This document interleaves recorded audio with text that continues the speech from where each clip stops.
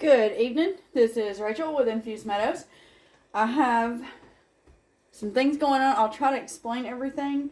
I'm going to try to do my best to record as much as possible so that you can see what I'm doing. Also explain it because I'm going to have two things that I'm going to try to have be ready to go into the oven at the exact same time. So, in this pot, I have cut up 6. Remember the little tiny potatoes I had yesterday? So I took 6 of those and I've cut them into like bite-sized pieces.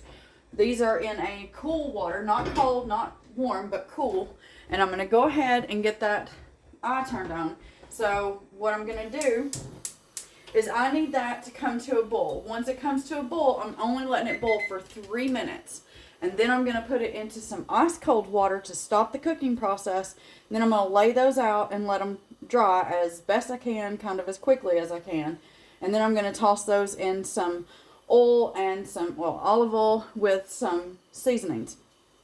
Alright, I've already diced up about 1.5 cups of onion. I will need 1/2 cup of this for my meatloaf.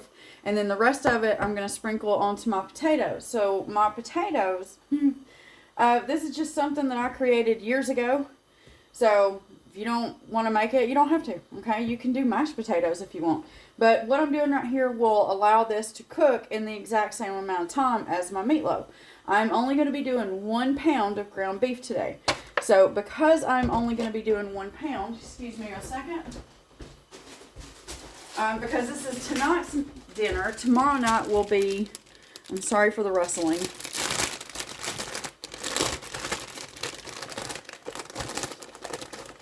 I only need 1.5 of that.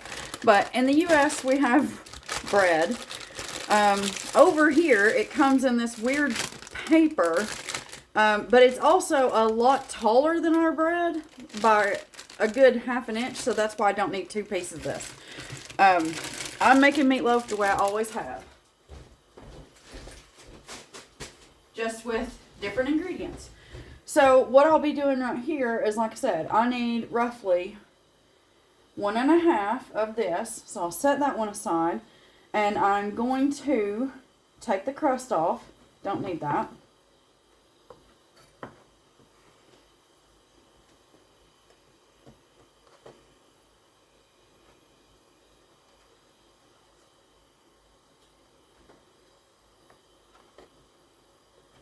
Okay.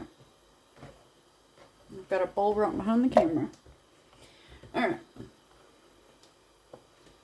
Now I'm going to be cutting these into about a 1/2 inch wide little cubes. So maybe a 1/2 inch by a 1/4 inch. If you really wanted to measure, just make them small. You don't need them microscopic. You don't. I personally don't generally do big.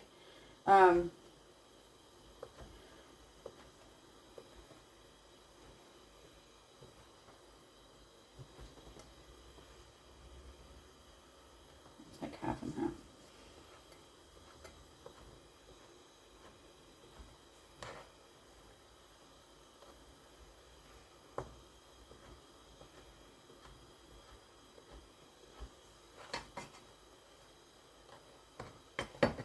Okay.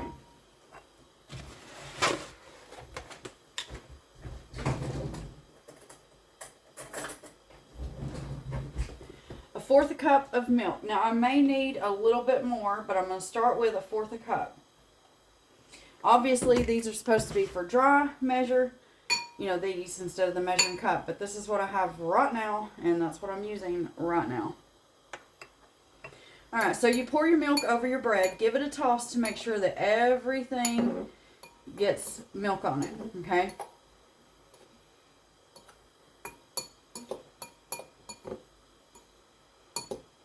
I could have made bread today, but I didn't have time, or else you wouldn't see store-bought bread. I would have just made bread this morning, but I made the elderberry syrup, and then I had to get onto some, I'm going to need just a little more, like maybe a teaspoon. We'll do 2 teaspoons.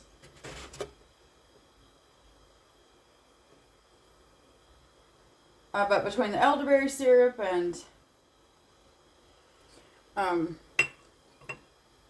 breakfast burritos.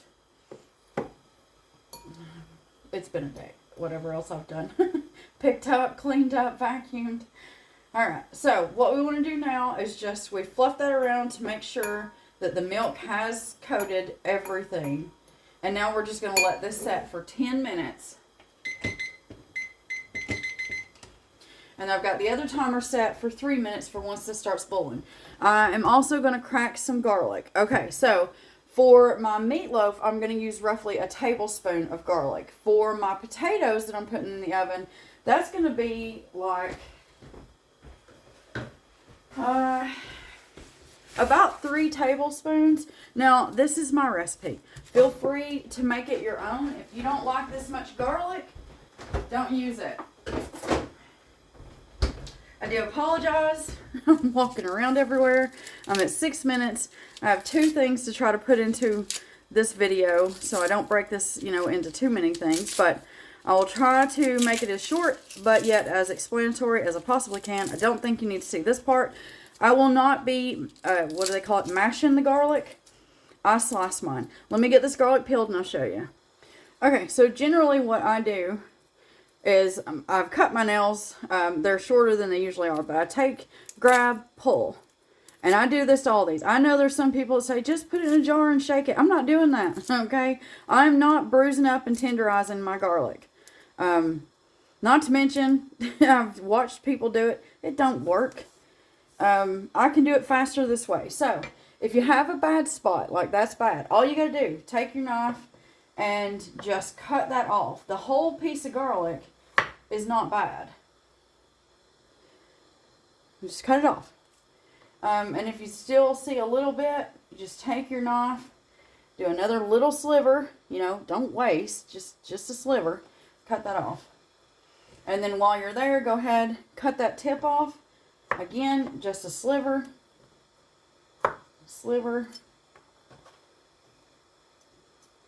another bad spot. I am trying to hurry.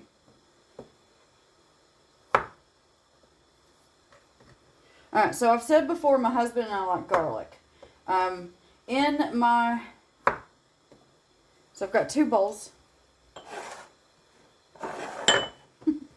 Okay, what I do is, I'll cut this actually. I'll set these 2 aside for the meatloaf. I make slices. Everybody is different.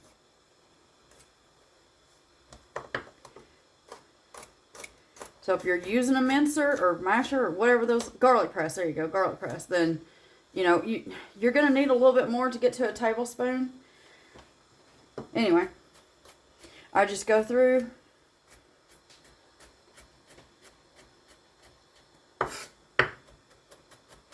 and cut until you get your garlic the size that you're looking for, okay? Do not press your knife down into your cutting board. You are actually just kind of hopping it, but it's not going into the board. I don't know.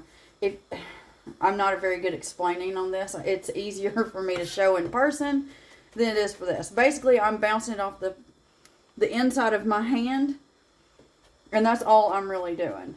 I'm not pressing down hard on my knife. I am not cutting into my cutting board. And I never drag the actual cutting part of my knife, the blade, across my cutting board. What I do is I tilt my knife and drag it that way. That way I can avoid dulling it. It's going to dull the more you use it, but I can avoid that, in a quicker bite.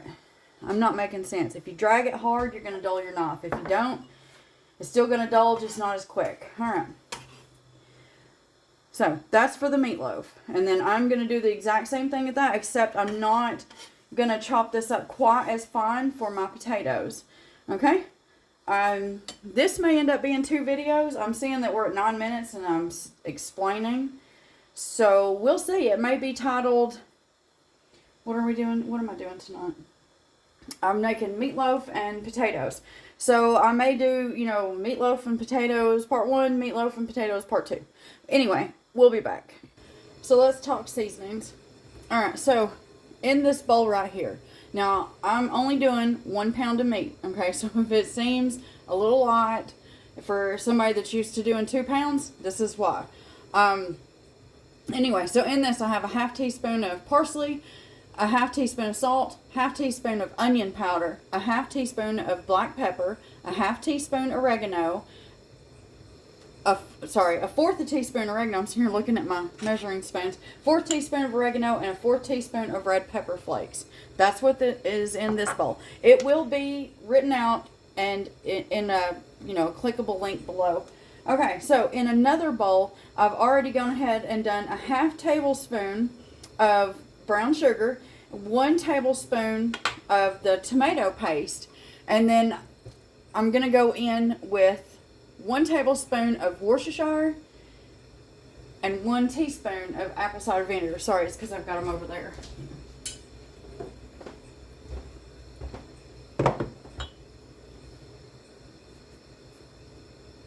Right. So I am trying to apologize. I can probably keep apologizing, but anyway, so I'm going to pause this again. I'll be back. I got to put all this up. We'll be back. I like to go ahead and whisk together the apple cider, Worcestershire, tomato paste, and the brown sugar. It's all going to go to the same spot. This just makes it a little bit faster. And I've already got myself my loaf pan sitting out. I'm going to get my meatloaf put together. We'll be back. I've also got a Pyrex pan. It's one of the smaller ones that I'm going to use for my potatoes once I've got those cooled and then dried, and then in the oil with my spices. For my spice mix, I'm going to go with my homemade blackening. I did show you how to use that, okay? Because then we're going to be adding onions, pepper, and some cheese. So, we'll be back. Okay, I have my oven preheating to 350 degrees Fahrenheit or 180 degrees Celsius. I am taking my fork. It's been 10 minutes. The potatoes are done. They're over there on a flour sack towel drying off. They've been rinsed in their cold water. I did not let them set. I rinsed them constantly. The water that's coming out of my tap is colder than a cold thing, okay? So I'm not worried about it. They are cold and they're sitting, okay? And if it sounds like I'm rushed, I am. I'm trying to cram a lot of information into hopefully one video. Okay, so I have myself my paste. Alright. Now I'm going to go in with that spice mix that I gave you a minute ago. And 1 egg. 1 large egg.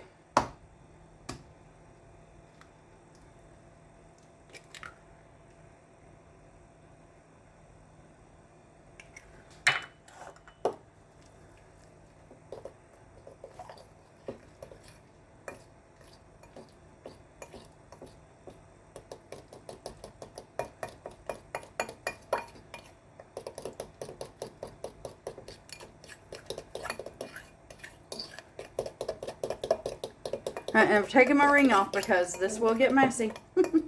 Alright, fluff the meat. Because the more you handle this, the tougher your meatloaf will be, okay? So, what I'm doing is literally just going kind of in circles, in fast circles, so that it slings the meat and breaks it apart. So that I can better incorporate this without having to overmix, okay? Hopefully that makes sense. If you find any really big chunks, just try your best to just back and forth. Don't squish. Just back and forth. And then you're going to take some of that meat just to try to help it to incorporate in just a second. And go ahead and just give that a little mix. Okay. Let me run this for a spatula. 1 second. Okay, so I got me a spatula. We're going to go ahead, and yes, I've made this awkward. I'm going to do roughly a half a cup. I'm eyeballing it. You can measure if you want to. A half cup of onion. This is the only thing I didn't separate, and I should have. We're going to go in with that garlic. And this hand will be fine for this because all of this is going in here. So, this is likely to be 2 videos. I am sorry. It'll be titled for dinner, part 1, part 2, and if I'm really lucky, part 2 will not be that long.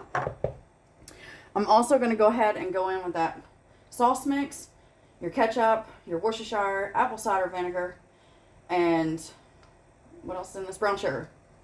Sorry, I'm trying to rush and think at the same time. Okay. Now that's in there. Now, with your hands, or hand, I normally do this one-handed. You're going to put this in here.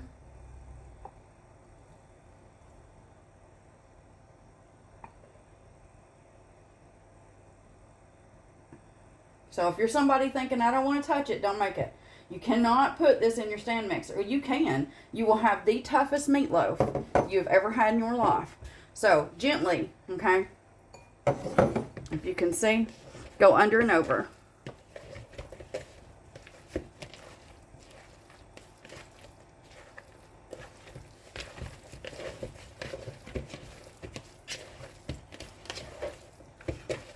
You can see I'm not pressing. I'm literally going over and under to incorporate, because the more, if you press, you're going to have a very, very tough meatloaf. Okay, I'm going to pause this. The only thing I'm doing is putting it in this pan. We'll be right back. Thought about it. You might want to actually see me put it in the pan. So, and it goes. Again, I'm just trying to scoop. I will press this down just a little, because the oven will do the rest, okay? It may not be like a tightly pressed meatloaf, but that's fine. It will taste delicious. You can see I'm not cramming.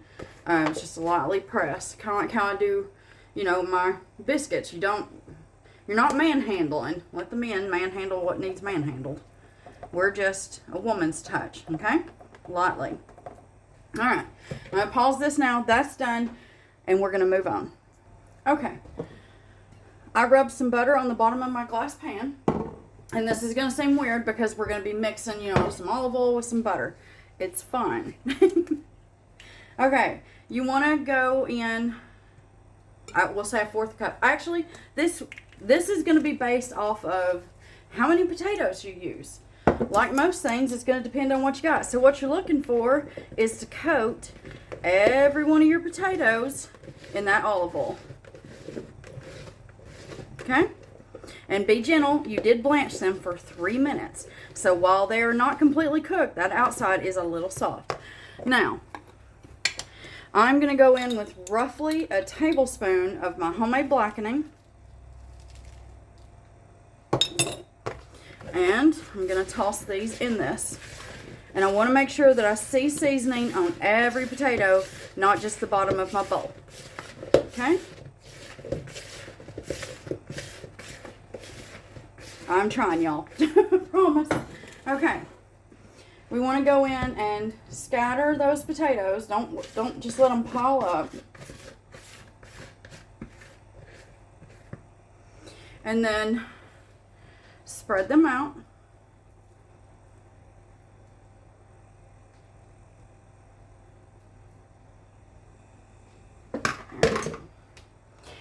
Sprinkle on your garlic, as much or as little as you want.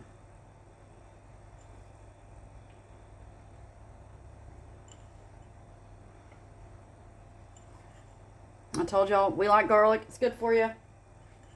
This is going to end up being 2 videos. I'm so sorry. All right, you're going to go in with your onion. And I just call these my oven potatoes. Literally, I've not gotten with, you know, fancy names. It's just what I call them. Oven potatoes. All right. I'm going to pause this just so I can get one more thing done so you can see that before I say, okay, on to part 2. Be back. Okay. So I've put about a tablespoon of butter 6 places. So 6 tablespoons. I'm going to put aluminum foil over this. Put both of these in the oven. At 20 minutes, I'm going to pull this out, take the aluminum foil off. I'm going to grate some Parmesan cheese if you're in the U.S. If you're over here in the U.K., get yourself some Italian hard cheese. I found it at Sainsbury's. Freshly grate that on there. Put your lid back on, or your aluminum foil, slide that back in the oven for 5 minutes. They both should be done around the same time. When you go to put this in, we're at 44. Okay, part 2 is coming up. Please go there.